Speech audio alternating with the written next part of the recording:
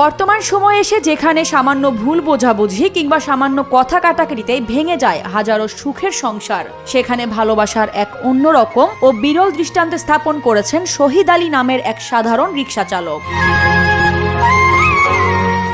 মৃত্যুর আগ পর্যন্ত প্যারালাইজড স্ত্রীর সেবা করে যাওয়ার এক অবিচল অঙ্গীকার নিয়ে তিনি আজ সমাজের প্রতিটি মানুষের হৃদয়ে নাড়া দিয়ে গেছেন।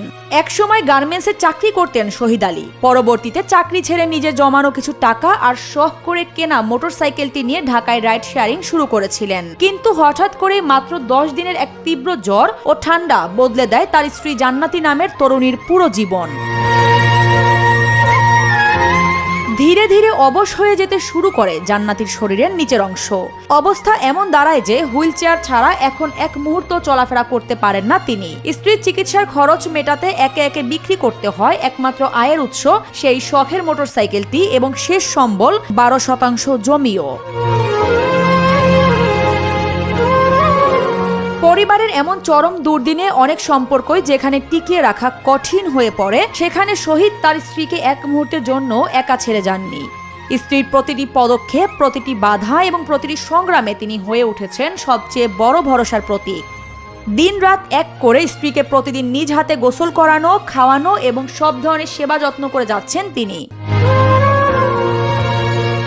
অসহায়ত্বের এই দীর্ঘ লড়াইয়ের মাঝেও জান্নাতির একমাত্র সান্ত্বনা তার স্বামী। আবেগ আপ্লুত হয়ে তিনি বলেন, আজকে যদি আমার স্বামী আমার পাশে না থাকতো তাহলে আমার যাওয়ার আর কোনো জায়গা থাকতো না, হয়তো আমি এতদিন বেঁচেও থাকতাম না। আমার স্বামী আজ পর্যন্ত আমার পাশে আছে বলেই আমি নিজেকে কখনো একা মনে করি না।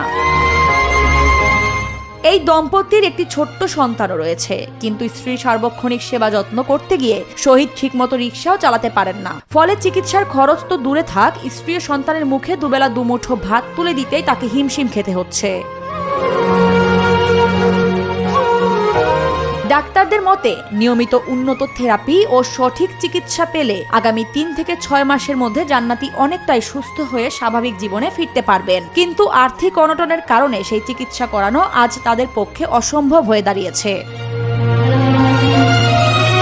পরিবারের এমন দুর্দিনে শহীদ আলী ও তার অসুস্থ স্ত্রী সরকারের পাশাপাশি সমাজের বিত্তবান ও হৃদয়বান মানুষের কাছে একটু সহযোগিতার হাত বাড়িয়ে দেওয়ার আকুল আবেদন জানিয়েছেন। সবার সামান্য সহানুভূতি ও সহযোগিতাই হয়তো এই অসহায় পরিবারটিকে ফিরিয়ে দিতে পারে নতুন জীবনের আলো।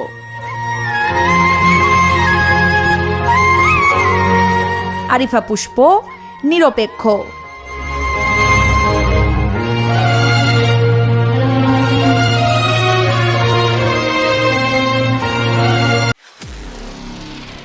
নিরপেক্ষ, সত্য প্রকাশে আপোষহীন।